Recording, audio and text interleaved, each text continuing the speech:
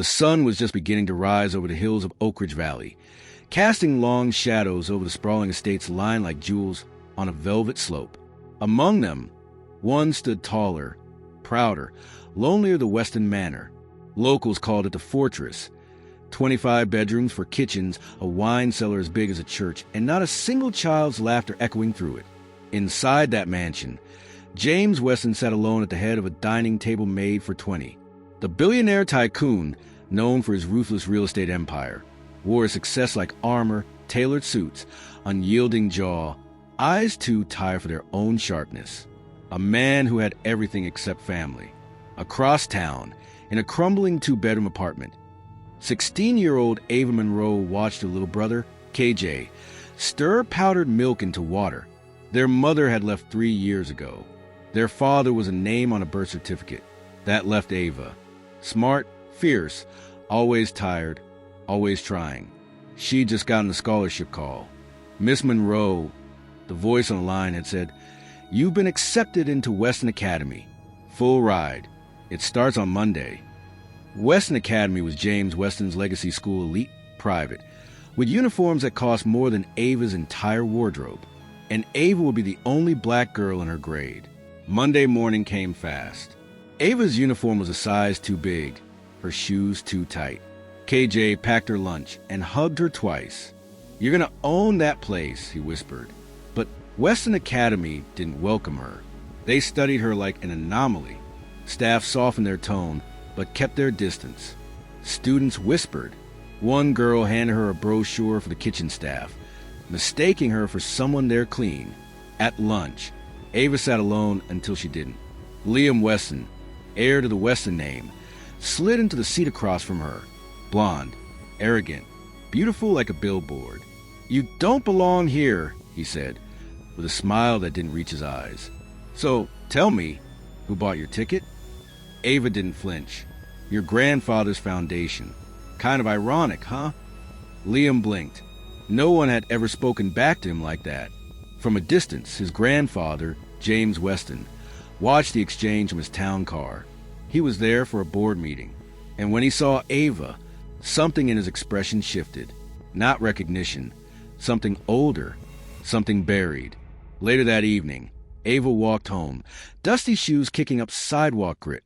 Her phone buzzed an unknown number. "I saw you today." "Excuse me? This is James Weston. We need to talk." She laughed. "Yeah, okay. Try harder with the prank." "I don't prank. Tomorrow, 4 o'clock. My driver will find you." She hung up. He called again. The next day, the car came. Inside the Weston mansion, Ava looked microscopic. James poured her tea himself, a gesture his assistants found unsettling. "You're not like the others," he said. "No," Ava replied. "I have to work." He studied her. "What's your story?" "Single mom. Left. I raised my brother. I go to school. You, widower. Built everything from nothing. Lost everything personal along the way." A pause. "I see something in you," he said. She shook her head. Don't what?" "Don't try to own me." James Weston had been told no before, but never like that. By the end of the week, rumors were everywhere. The billionaire was spending time with the scholarship girl. Ava was accused of everything from gold digging to spying. Liam cornered her after science class. "What are you playing at?" "I'm not playing." "You think my grandfather will actually care about you?" Ava snapped.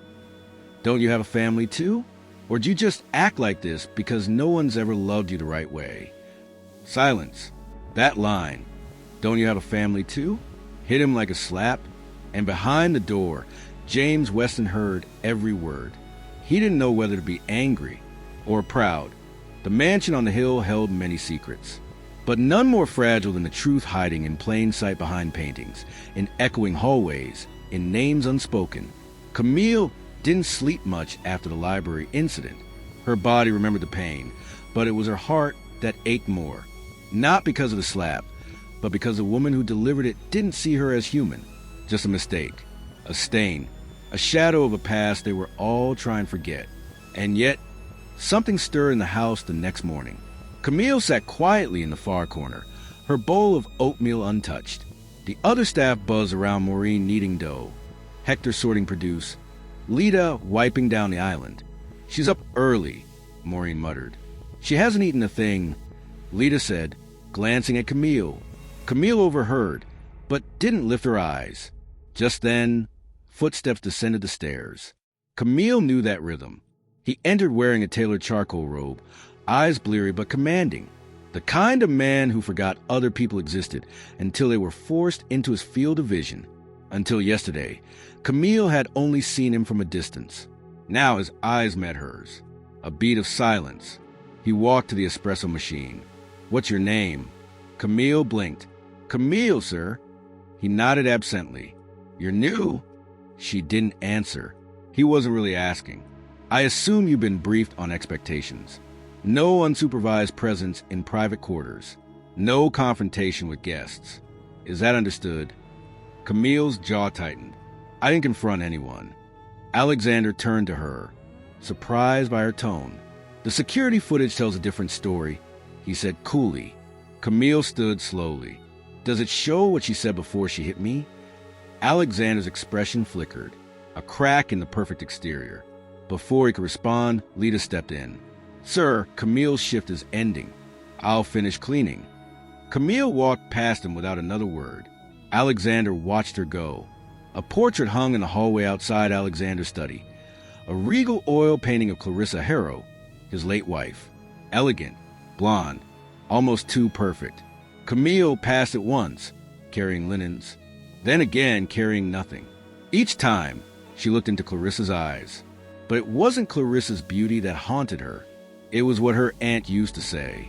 When the rich lie, they hang their truths on walls and dare you to name them. Camille had grown up with a photograph of her mother, tucked into the back of a Bible. Her mother, soft brown skin, eyes like hers. A name on her birth certificate, Margot Jensen. And one line on her birth record that always confused her. Father, unknown. Until last year, when Camille's grandmother lay dying, her final words were, "He lives in that house on the hill." He knows. He always knew. Camille didn't come to Harrow Hill for a job. She came for the truth. Alexander sat alone, flipping through his state documents when his brother, Darren Harrow, walked in, red tie, fake smile. "You're brooding again," Darren said. "You only brood when it's about her." Alexander looked up. "What are you talking about?" "The girl. Camille. The staff say she's asking questions. Says she's from Brooklyn, raised by her grandmother." Alexander closed the file. "Leave it alone, Darren." But Darren smiled wider. "You're slipping, brother. You got your daughter upstairs with a silver spoon, and your other daughter scrubbing silverware downstairs." Alexander stood. "Don't say that." "But it's true, isn't it?" Alexander's eyes flared. 20 years ago, you had an affair with a maid. You buried it, paid her off. Never thought the child would grow up and come knocking. But here she is, and she's not going anywhere. Alexander turned away, gritting his teeth. "She looks just like her mother," Darren whispered. Alexander stared at the window, the hills beyond blurred by morning mist. "Don't make this worse." "Then fix it," Darren said, "before it all burns down." Camille knelt in the garden, pruning roses with gloved hands when footsteps crunched the gravel behind her. It was Olivia Harrow Alexander's official daughter, 17, with icy blue eyes and a legacy thicker than her makeup. "Why are you here?" Olivia asked sharply. Camille stood slowly. "Working." "You're not staff." "Not really. You're something else." Camille removed her gloves. "You don't even know me." "I know enough. You're making my mother cry. You're making my father stare at shadows. That's enough." Camille inhaled. "Maybe the truth scares you." "No," Olivia said, stepping closer. "You scare me, because people like you always want more. You're not content with crumbs. You want a seat at the table." Camille met her gaze. "Don't you have a family too? A name, a mansion, a life built on lies?" Olivia's face twisted. "You're not my sister." Camille's voice was low. "I never said I was." She walked away, heart racing. But deep down she had said it, without words. Alexander sat staring at the old letter Margot had once written him, never sent. Maureen had found it in a box of Clarissa's things. It was yellow, fragile, but it burned. She has your eyes. I won't ask for anything. Just tell her one day. Please. Alexander's hands trembled. He had spent a lifetime building empires, rewriting stories, erasing guilt. But the mirror no longer lied. He saw himself in Camille, the shape of her jaw, the way her voice didn't waver, the way she walked like the truth didn't scare her. That night, he walked into the servants' quarters. Camille sat at a table, journaling. He closed the door behind him.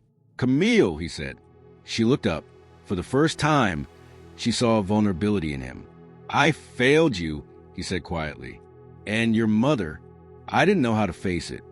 Camille's throat tightened. "You knew. You just didn't want to." "I was afraid of what it would mean, of what people would say." "And now," she whispered. Alexander swallowed. "Now, I'm afraid of what you will say." She closed her journal. "I don't want your name. Or your money. Then what do you want?" Camille stood. "I want you to look me in the eye and call me your daughter." Silence. Then, "I'm sorry, Camille." Her eyes welled. It wasn't an answer. Not yet, but it was a beginning. Kindly like and subscribe to this channel. The grand chandelier sparkled above the long mahogany dining table, where gold-trimmed plates gleamed under soft candlelight. The table could seat 20, but tonight, only 5 chairs were occupied and none of them were comfortable. Imani sat stiffly at the far end, her hands folded in her lap. Across from her sat Mr. Victor Langford, the billionaire whose empire spanned 5 continents and whose heart, it seemed, struggled to span the room. His wife, Clarissa, sat poised like a porcelain doll, cutting her lamb with surgical precision. On either side of her were their 2 children, Adrian, the smirking heir apparent, and Celeste, who looked at Imani like she was a question mark nobody asked. The silence was sharp. "Imani," Clarissa said, finally, "how's the transition?" Imani looked up, her voice quiet. "It's different." Victor cleared his throat. "She means overwhelming." "No, sir," Imani replied. "I meant something different. Not overwhelming. Just not home." The room shifted. Clarissa raised a brow, slicing another piece of lamb. "Well, surely it's better than whatever Foster." "Clarissa," Victor warned, but his tone lacked weight. Imani's eyes didn't flinch. "It's not about getting better. It's about belonging." Adrian laughed under his breath. "Belonging? You've been here 2 days. And I've seen enough to know this house is full," Imani said, "but not full of family." The silence after that was longer, colder. Celeste stabbed her asparagus. "Why are you even here?" Victor stiffened. "Enough." "No, Dad," Celeste said, her voice cracking. "She shows up, and suddenly we're expected to call her what? Sister? Family. She didn't ask to be here," Victor said. Imani's voice sliced through it all. "And neither did you, but we're all here now." Clarissa dropped her fork with a clink. "This is exactly what I feared. Disrespect. Truth isn't disrespect," Imani said, her eyes never leaving Clarissa's. "It's just inconvenient." Adrian stood up. "You better watch your mouth." Victor stood too, slower. "Adrian, sit down." Imani rose as well, her voice low but clear. "I lost everything. My mom, my life, and then I was brought here, to this palace, with a name I'm supposed to carry like a badge, but no one gives me the warmth to wear it." She looked at Victor. "I know you think you did something noble, taking me in, but this isn't kindness. This is guilt dressed in gold." Victor's face paled. Clarissa's breath caught. "You don't know anything about this family," Adrian said through gritted teeth. "Neither do you," Imani whispered. "Because if you did, you wouldn't need someone like me to remind you what it's supposed to mean." Celeste looked away. Her eyes shimmered, but she said nothing. Victor walked slowly toward the window, gazing out at the dark hills beyond. "I thought bringing you here might fix something," he said, "but maybe I just buried it deeper." No, Imani said. You just turned your back on the parts of yourself that you couldn't buy a solution for. Victor turned, his voice nearly breaking. And what if that's true? Then stop pretending this dinner table is a throne, she replied. It's just wood. What matters is who feels safe sitting at it. The room was silent. Then Celeste quietly got up and walked out. Adrian followed without a word. Clarissa sat frozen, her pride like cracked glass. And Victor, he sat back down. Imani, he said, voice barely above a whisper. What do you need from me? Imani looked at the untouched food, the empty spaces, the weight in the air. I don't need a mansion, she said. I just need someone in it to care. Then she walked away, leaving only the sound of a ticking antique clock, and the legacy of truth echoing in the space behind her. The night air around the Halverson estate was thick with eerie stillness, as if the walls themselves held their breath, waiting for something to finally shatter. Inside the glass-covered halls of the mansion, Naomi moved like a ghost, her bare feet silent against cold marble floors. She had just left the East Wing, where she'd overheard a phone call that wasn't meant for her ears. It wasn't just about stock options or philanthropic galas this time. It was about her, Naomi Daniels, a girl with no pedigree, no lineage, just a forgotten past, and a single mother who scrubbed the floors of men like Charles Halverson for a living. But now they were talking about her as if she was a transaction, a burden, a test, a liability. Naomi stood in front of the towering mirror at the end of the hallway, the same mirror where, weeks ago, she first saw herself in a designer dress worth more than her mother's monthly salary. Tonight, that same reflection looked different, angrier, sadder, sharper. Behind her in the mirror appeared another figure, Eli Halverson. Couldn't sleep either? He asked gently. Naomi didn't flinch. Didn't know I needed your permission. There was an edge in her voice she hadn't used with him before. Eli stepped closer, uncertain. I know you heard my father, he said. She met his eyes in the mirror. I heard a lot. Enough to know I was never a guest here. Just an experiment. That's not true, he said quickly. You know I care about you. Naomi turned to face him fully. Then why didn't you say something when they talk about me like I was a debt being repaid? Eli opened his mouth, but no words came. Naomi nodded slowly. That's what I thought. Charles Halverson stood at the head of the long dining table, wine swirling in his glass, his voice calm and surgical. She's a bright girl. Good optics. Bring some diversity into our philanthropy photos. Naomi was just walking past the study door when she froze. She's already made headlines for that school scholarship. Ties to our name could benefit us in certain negotiations overseas, especially with Africa and the Caribbean. It's strategic. A pause. She doesn't need to know the full story of her father. Not yet. Naomi's breath caught in her throat. My father? Back in her guest room, Naomi searched the drawers of the antique desk. Hidden beneath a stack of old correspondence was a brown envelope. Her name, written in clean cursive. She hesitated, then opened it. Inside, a letter, dated 2009, written by her mother. To whoever finds this, if Naomi is reading this, know that I only kept the truth from you to protect you. Your father was a powerful man, but not always a kind one. His world was not safe for girls like you. So I left. I raised you survive. To behold without needing his last name. Tears blurred the rest. Naomi dropped the envelope. Everything was unraveling. Helena Halverson stood by the fireplace, wine in hand, watching Naomi from across the parlor. You know, she said, when I was your age, I learned quickly that power rarely comes wrapped in fairness. Naomi looked at her. What am I to you? A project? A disruption? Helena tilted her head. A mirror. Naomi's brow furrowed. You remind me of the part of myself I buried to survive this world, Helena whispered. But you? You're still wild, untamed. You believe in justice, in family, in the truth. I thought that was strength. Naomi said. It is, Helena replied. And that's why they'll try to break you. The only place Naomi found peace anymore was the garden, under the moonlight. She sat by the old stone fountain, the scent of jasmine thick in the air. Eli joined her again. This time, no excuses. Just silence. You said you cared, Naomi murmured. But when your father spoke about me like a pawn, you said nothing. Eli looked ashamed. I didn't know how to stop him. I didn't want to lose everything. Naomi scoffed. Then you already have. She stood. He reached for her hand. I'm trying, he said.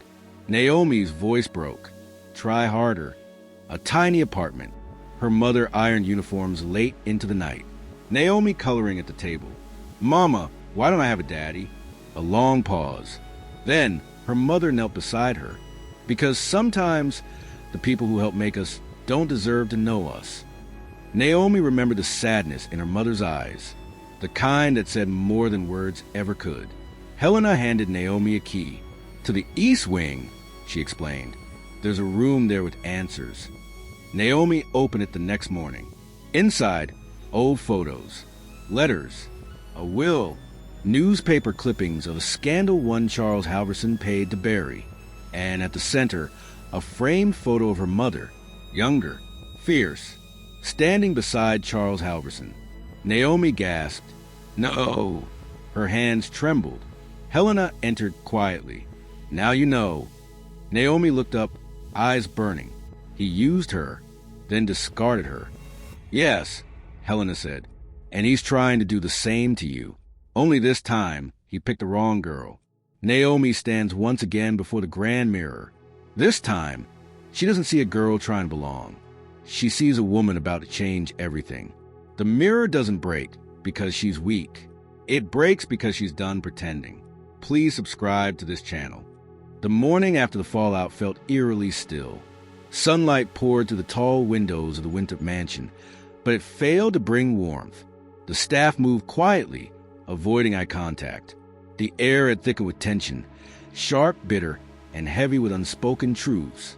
On the second floor, Amara sat by the window of her guest room, clutching a framed photo of her mother. The cracked glass mirrored her heart. Beside her, a letter from her late mother lay open, one she'd read 100 times since last night. You deserve to know where you come from and what was taken from you.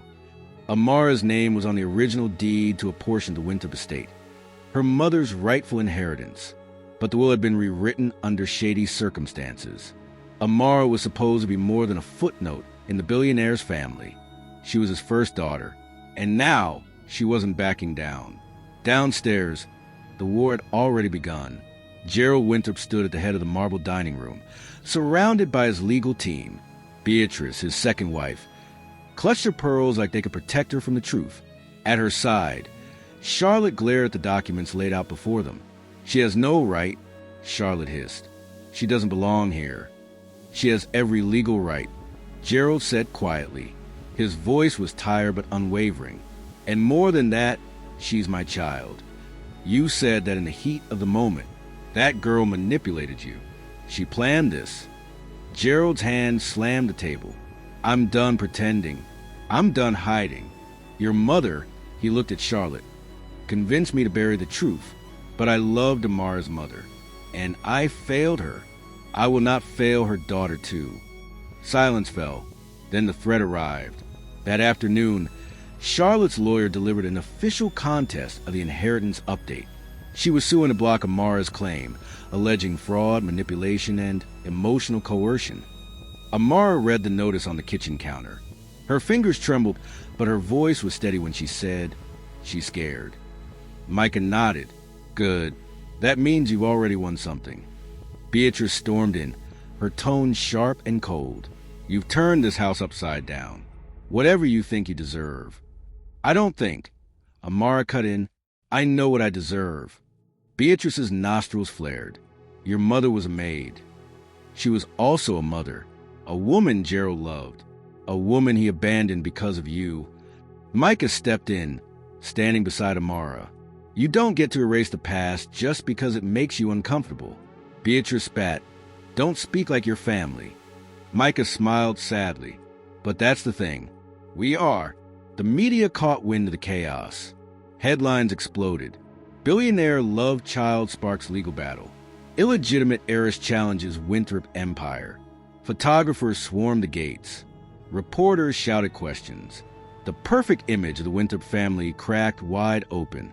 Amara, guided by Micah and her mother's old friend, a lawyer named Ms. Hayden, prepared for a court fight. "This is bigger than money," Ms. Hayden told her. "This is about your mother's dignity, about the truth." Amara's voice was steel. "Then we fight." Court day arrived. Inside a polished courtroom, Amara sat across from Charlotte. Gerald sat beside Amara, shocking the room. Beatrice stayed away, her public image too fragile. Charlotte's team painted Amara as a manipulative outsider, a gold digger, an opportunist who weaponized sympathy. But Ms. Hayden presented hard evidence, old love letters, financial documents, and a copy of the original will. Then Amara took the stand. Her voice shook at first, but grew louder with every word. "I'm not here to take anything that wasn't mine to begin with. I grew up watching my mother work 2 jobs while the man she loved raised another daughter in luxury. I'm not bitter. I'm not angry. I'm just tired pretending I don't belong." Charlotte scoffed. "You don't. You're nothing." Amara looked directly at her. "Don't you have a family too? Wouldn't you fight for them?" The courtroom went still. Even Charlotte couldn't answer that. When the judge ruled in Amara's favor, granting her full legal recognition as Gerald's daughter and reinstating her share of the estate, the media frenzy reached a fever pitch. But Amara didn't celebrate. She sat quietly on the courtroom steps, breathing in the victory. Gerald joined her. "Your mother would be proud." "She deserved better," Amara said. "She deserved you," he replied. "And so do I." Amara didn't reply, but she didn't move away when he put a hand on her shoulder. Micah walked over, offering her a milkshake from her favorite diner. "No matter how rich you get," he grinned, "always pick strawberries." She laughed softly. It was the first real laugh in weeks. That night, Amara stood on the balcony of the mansion. Her name would now appear on the foundation's board, on legal documents, on every family registry. But the name wasn't what mattered. It was what she made of it.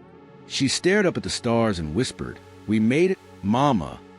Behind her, Charlotte watched through a window, her fists clenched, because while Amara had won the inheritance, the real war of legacy, healing, and belonging was just beginning. The room that once belonged solely to Gerald Winthrop now had 2 chairs by the fireplace, one for him and one for his newly acknowledged daughter. Amara sat there, posture strong, voice calm. She was still adjusting to the strange echo of marble under her heels. But tonight, it wasn't about adjusting. It was about confronting. Gerald held a glass of brandy, his hand trembling slightly. "They want you to speak at the gala. As my daughter, as the face of the future." Amara's eyebrows lifted. "Your investors know who I am?" He nodded. Some of them aren't thrilled. Others are intrigued. "What about Charlotte?" "She's planning a coup from the shadows. But that's not your war anymore." Amara stood and looked into the fire. "It is. Because if I walk into that room and smile like nothing happened, I'm giving them permission to erase everything I fought for." Gerald slowly turned to face her. "So what will you do?" She looked over her shoulder. "Calm. Certain. Rewrite the rules." The old Eastwood Community Center was a far cry from the Winthrop estate, but it smelled like home. Sweat, wax floors, the faint hint of collard greens. Micah was helping a group of kids with chessboards when Amara walked in wearing jeans and a simple shirt. He looked up, smiled. "Did the marble floors get too cold?" "I'm launching a program," she said. "Language, history, storytelling, bridging identity with empowerment. For girls like me." He gave her a fist bump. "Now that's legacy." She looked around. "Do you think Gerald will back it?" Micah shrugged. "You're the billionaire's daughter now. If he doesn't, he'll look like a hypocrite." Amara grinned. "That's the plan." The ballroom sparkled in gold.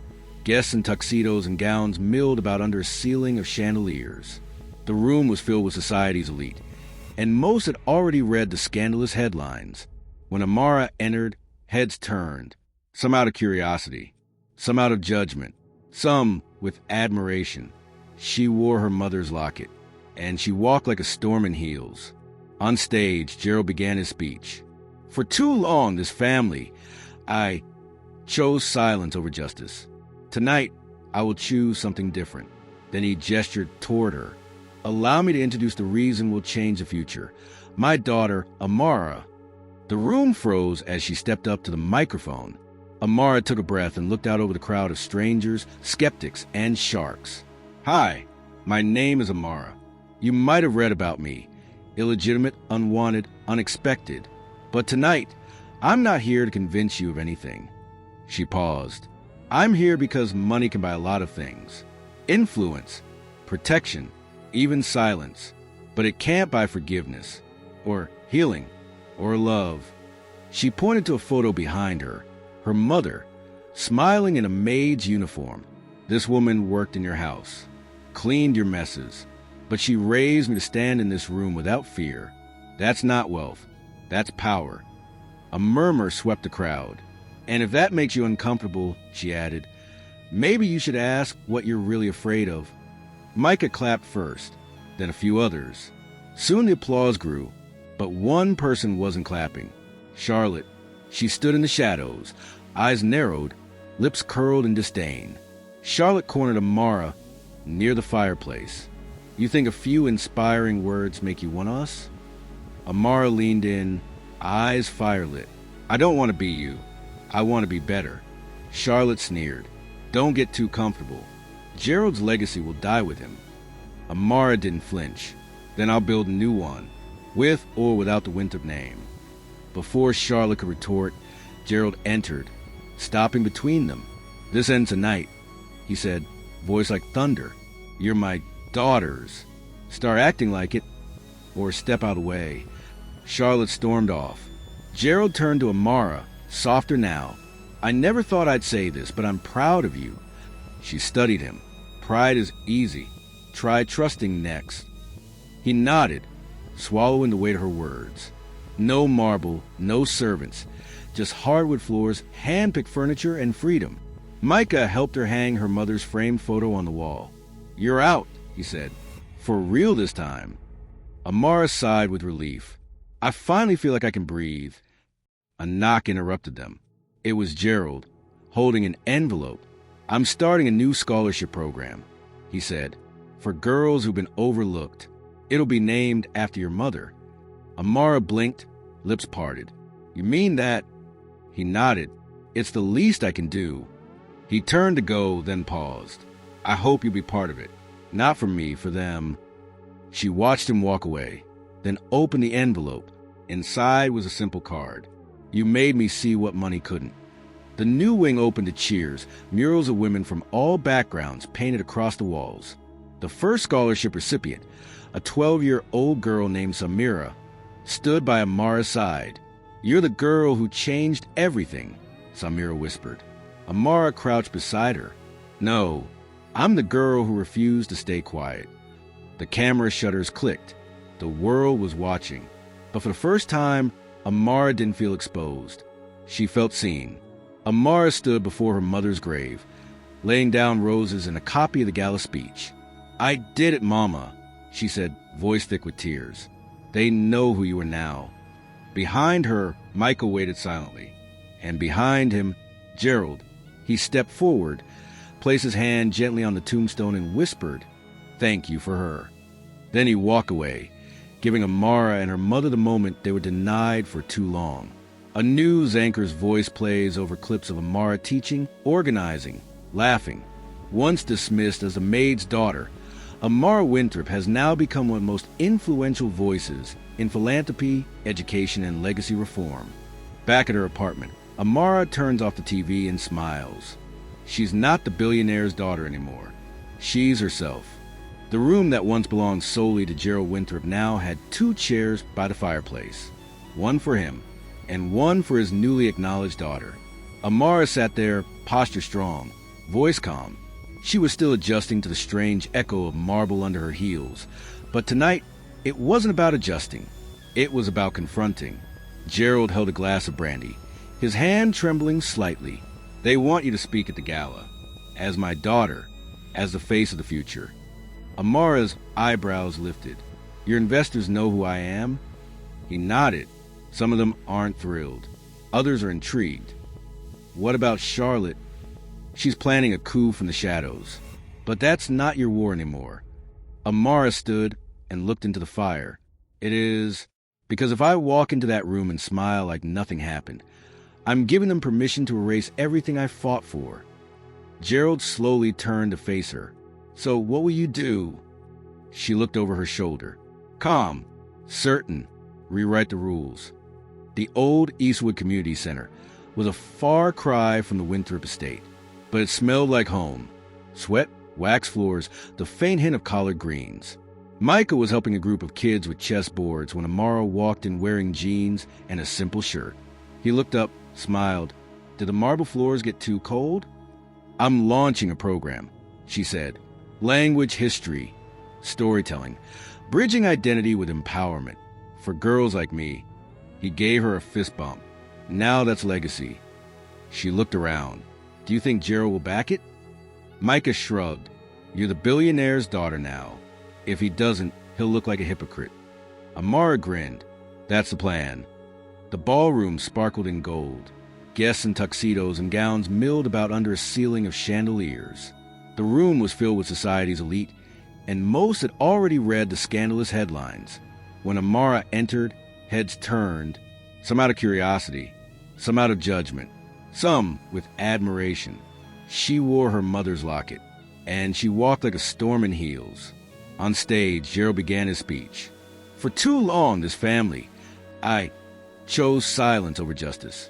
Tonight, I will choose something different. Then he gestured toward her. Allow me to introduce the reason we'll change the future. My daughter, Amara. The room froze as she stepped up to the microphone. Amara took a breath and looked out over the crowd of strangers, skeptics, and sharks. Hi, my name is Amara. You might have read about me. Illegitimate, unwanted, unexpected. But tonight, I'm not here to convince you of anything. She paused. I'm here because money can buy a lot of things. Influence, protection, even silence. But it can't buy forgiveness, or healing, or love. She pointed to a photo behind her, her mother smiling in a maid's uniform. This woman worked in your house, cleaned your messes, but she raised me to stand in this room without fear. That's not wealth, that's power. A murmur swept the crowd. And if that makes you uncomfortable, she added, maybe you should ask what you're really afraid of. Micah clapped first, then a few others. Soon the applause grew, but one person wasn't clapping. Charlotte. She stood in the shadows, eyes narrowed, lips curled in disdain. Charlotte cornered Amara near the fireplace. You think a few inspiring words make you want us? Amara leaned in, eyes firelit. I don't want to be you. I want to be better. Charlotte sneered. Don't get too comfortable. Gerald's legacy will die with him. Amara didn't flinch. Then I'll build a new one, with or without the Winthrop name. Before Charlotte could retort, Gerald entered, stopping between them. This ends tonight, he said, voice like thunder. You're my daughters. Start acting like it, or step out of the way. Charlotte stormed off. Gerald turned to Amara, softer now. I never thought I'd say this, but I'm proud of you. She studied him. Pride is easy. Try trusting next. He nodded, swallowing the weight of her words. No marble, no servants, just hardwood floors, hand-picked furniture, and freedom. Micah helped her hang her mother's framed photo on the wall. You're out, he said. For real this time. Amara sighed with relief. I finally feel like I can breathe. A knock interrupted them. It was Gerald, holding an envelope. I'm starting a new scholarship program, he said, for girls who've been overlooked. It'll be named after your mother. Amara blinked, lips parted. You mean that? He nodded. It's the least I can do. He turned to go, then paused. I hope you'll be part of it. Not for me, for them. She watched him walk away, then opened the envelope. Inside was a simple card. You made me see what money couldn't. The new wing opened to cheers, murals of women from all backgrounds painted across the walls. The first scholarship recipient, a 12-year-old girl named Samira, stood by Amara's side. You're the girl who changed everything, Samira whispered. Amara crouched beside her. No, I'm the girl who refused to stay quiet. The camera shutters clicked. The world was watching. But for the first time, Amara didn't feel exposed. She felt seen. Amara stood before her mother's grave, laying down roses and a copy of the gala speech. "I did it, Mama," she said, voice thick with tears. "They know who you are now." Behind her, Michael waited silently. And behind him, Gerald. He stepped forward, placed his hand gently on the tombstone, and whispered, "Thank you for her." Then he walked away, giving Amara and her mother the moment they were denied for too long. A news anchor's voice plays over clips of Amara teaching, organizing, laughing. Once dismissed as the Maid's daughter, Amara Winthrop has now become one of the most influential voices in philanthropy, education, and legacy reform. Back at her apartment, Amara turns off the TV and smiles. She's not the billionaire's daughter anymore. She's herself. Please like, share, and subscribe to this channel. A sleek auditorium buzz with the energy of change makers, leaders, journalists, and scholars. Giant banners read, "Voices of the Forgotten," reclaiming heritage and power. And at the heart of it all, Amara Winthrop, now a renowned name in education and equity reform, stepped onto the stage. But this time her voice shook, not from fear, but from the magnitude of what was coming. "My name is Amara," she began, steadying her breath. And for the longest time, I didn't know what that name meant. She was curled up with old documents, archives Gerald had finally released. Letters, photos, journals from her mother's time working in the mansion. One photo, faded, tucked away, showed her mother with a man who wasn't Gerald, her real father. Amara sat across from Atek as a sealed envelope was handed to her. She stared at it like it held fire. Michael waited beside her, anxious. "Are you sure you want to open it?" She nodded. "I need to know who I am.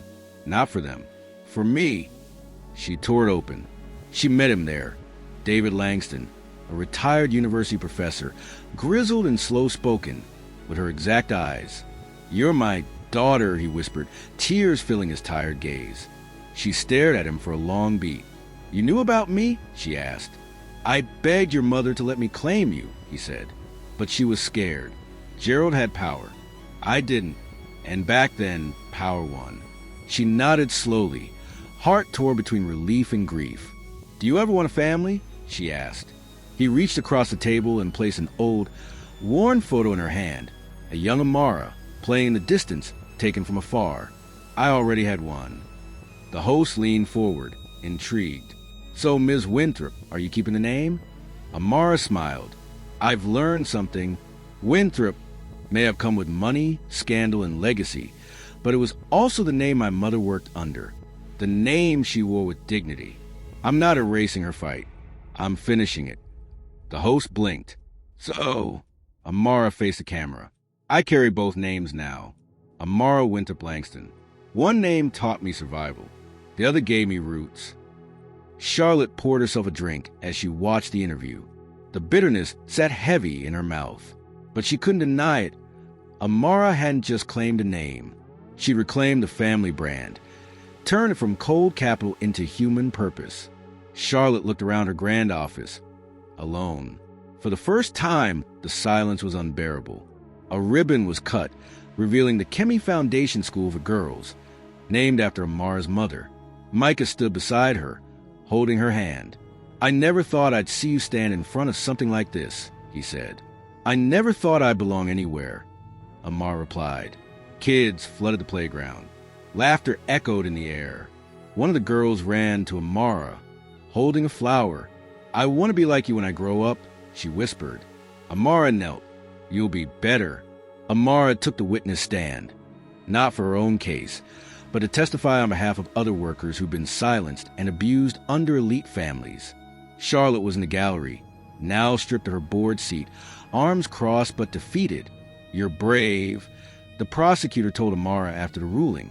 "No," she said. "I was angry. I just turned it into something useful." Gerald Winthrop's gravestone read, "I leave behind more than wealth. I leave behind a daughter who taught me to live." Amara knelt, laying down a single sunflower. "You were a complicated man, but you tried. In the end, that matters." Micah stood behind her with a folder. Are you ready for the next one? She stood. What is it? An invitation to address the UN on the power of heritage and healing. She smiled. Let's go remind the world who we are. Montage Legacy in Motion. Amara teaches in Ghana, her mother's homeland, helping girls reclaim lost languages. Amara and David Langston in a lecture hall, discussing identity and fatherhood. Charlotte, years later, attended the school's fundraiser quietly, dropping a donation anonymously. Micah proposes at the foot of the community center steps, Amara laughing and crying all at once. Amara walks onto another stage, years into her journey. My name is Amara Winthrop Langston. She says, her voice clear, her heart whole. And names matter, not because of where they come from, but because of how we choose to carry them. The spotlight fades to black. Please like and subscribe to this channel.